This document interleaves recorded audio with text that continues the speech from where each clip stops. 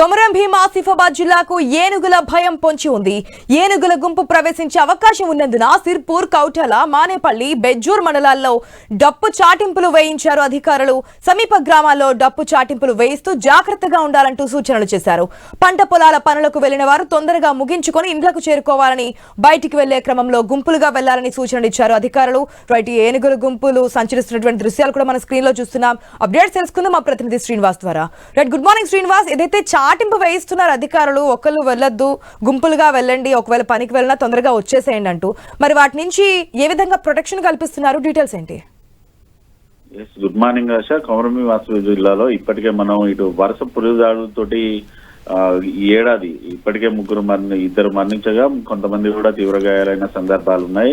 మరోవైపు ఇప్పుడు ఏనుగుల గుంపు కొమరం భీం ఆసిఫాబాద్ జిల్లాలోని సిర్పూర్ నియోజకవర్గం నుంచి ఇద్దరమాన వెళ్లి కౌటాల మండలాల్లో ఇటు ప్రవేశించే అవకాశం ఉన్నందున అటవీ శాఖ అధికారులు అయితే ఇప్పటికే డప్పు చాటింపు అయితే వేయిస్తున్న పరిస్థితులు అయితే ఉన్నాయి. గత 10 రోజులుగా మహారాష్ట్రలోని చంద్రపూర్ జిల్లాలో ఆడలిస్తున్నటువంటి ఏనుగుల గుంపు మహారాష్ట్ర సరిహద్దు నుంచి సిర్పూర్ నియోజకవర్గంలోని తలాయి మీదుగా ఇటు తెలంగాణ బార్డర్ నుంచి తలాయి మీదుగా ప్రవేశించే అవకాశాలు ఉన్న నేపథ్యంలోనైతే ఎక్కడికక్కడ ఇటు అటవీ శాఖ అధికారులు అయితే సమీప గ్రామాల ప్రజలను అయితే అలర్ట్ చేస్తున్న పరిస్థితులు అయితే ఉన్నాయి. ఎవరైనా పంట పొలాలకు వెళ్తే మాత్రం ఒంటరిగా వెళ్ళొద్దు, గుంపులుగా వెళ్ళాలి.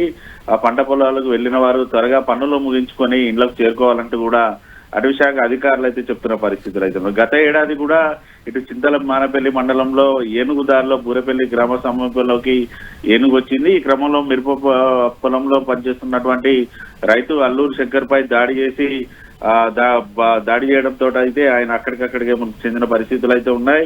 అంతేకాకుండా ఇటు కొండపల్లి సమీపంలో కూడా పోషాన్న అనే రైతుపై కూడా దాడి చేసి ఏనుగైతే హతమార్చిన సందర్భాలు గత ఏడాది చూసాం. అయితే గత ఏడాది ఏనుగు దాడిలో 2 రైతులు కూడా చనిపోవడంతో అయితే అటువంటి ఘటనలు మళ్ళీ పునరావృతం కాకుండానైతే ఇప్పటి నుంచే అటవీ శాఖ అధికారులు అయితే అలర్ట్ అయ్యారు. ఏనుగులు ప్రవేశిస్తే ఇటు గ్రామాల ప్రజలతో పాటు గ్రామాల ప్రజలు ఏ రకంగా అలర్ట్ ఉండాలంటూ కూడా వారికైతే ఇటు ప్రచారాలు అయితే నిర్వహిస్తున్నారు. ఇటు అటవీ శాఖ అధికారులు కూడా పూర్తి స్థాయిలో అప్రమత్తమైన పరిస్థితులు అయితే ఉన్నాయి. గత ఏడాది కొమరం భీం జిల్లాలో ప్రవేశించినటువంటి ఏనుగును ఇక్కడ నుంచి మహారాష్ట్రకు పంపించడానికి కూడా పూర్తిగా సెర్చ్ ఆపరేషన్ అయితే చేశారు. 12 రోజుల పాటు సెర్చింగ్ ఆపరేషన్ చేసి కొమరం భీం జిల్లాకు వచ్చినటువంటి ఏనుగునైతే మళ్ళీ మహారాష్ట్రకు పంపించినటువంటి సందర్భాలను కూడా మనం చూసాం. అంటే ఈ నేపథ్యంలో గత ఏడాది ఘటనల నేపథ్యంలోనైతే అటువంటి సిచ్యువేషన్స్ కూడా ఈసారి పునరావృతం కాకుండానైతే అటవీ శాఖ అధికారులు అయితే ముందే అలర్ట్ అయ్యారు.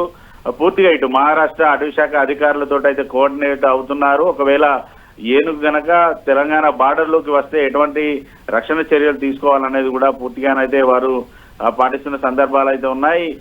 దీంతో గ్రామాల ప్రజలైతే అలర్ట్ ఉండాలి, ఎవరు కూడా ఒంటరి కూడా వెళ్ళొద్దంటూ కూడా వారైతే సూచనలు చేస్తున్న పరిస్థితులు ఉన్నాయి. Asha. Right Srinivas, thanks for the update.